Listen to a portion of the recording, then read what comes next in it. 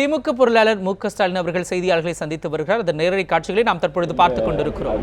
அதிமுக ஆட்சி ஏற்கனவே 5 ஆண்டு காலம் ஆட்சியில் இருந்தபோது என்ன நிலைமை இருந்ததோ அதே நிலைமை தான்.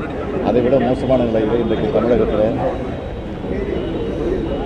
எந்த அடிப்படை பிரச்சனைகளும் எந்த முன்னேற்றமும் இல்லை.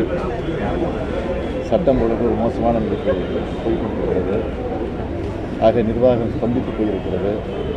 ஆக இதையெல்லாம் வரையறுக்கக்கூடிய இடைத்தேர்தலில் திராவிட முன்னேற்ற கழகம் மக்களிடத்தில் முன்வைக்கும் தன்னுடைய பிரச்சாரத்தை திமுக தலைவர் உங்களை தனது அடுத்த அரசியல் வரைக்காக சொல்லியிருக்கிறார். இது பற்றி தாங்கள் என்ன நினைக்கிறீர்கள்? நான் எதுவும் நினைக்கிறேன். அது தலைவரோட பூச்சியாளரும் கலந்து பேசிக் கொண்டிருக்கிறோம். அதெல்லாம் முறைப்படுத்தப்பட்ட பிறகு முறையாக தலைவர் பிரச்சாரத்துக்கு வராங்க. அதான் சொல்கிறேன்னே, தலைவருடைய பேராசிரியருடன் கலந்து பேசிக் கொண்டிருக்கிறோம். இதெல்லாம் கலந்து ஆலோசித்த பிறகு முறையாக அறிவிக்கப்படும். கடந்த முறை, அதாவது 2 தொகுதியில் கடந்த முறை போட்டியிட்டவர்கள் வேட்பாளராக போட்டிடுறாங்க.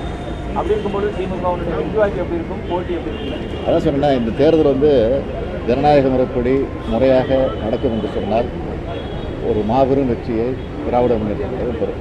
இல்லை, திமுகவோட அடுத்த அரசியல் வரிசை நீங்கள் தான் சொல்லி திமுக தலைவர் வார இதில் ஒன்று பேட்டிக்கு கொடுத்துருக்காங்க. இதுக்கு உங்களோட கருத்து? அவள் இப்போதான் கேட்டால் பதில் சொல்லியாச்சு. அது பொறுத்து கருத்து நான் எதுவும்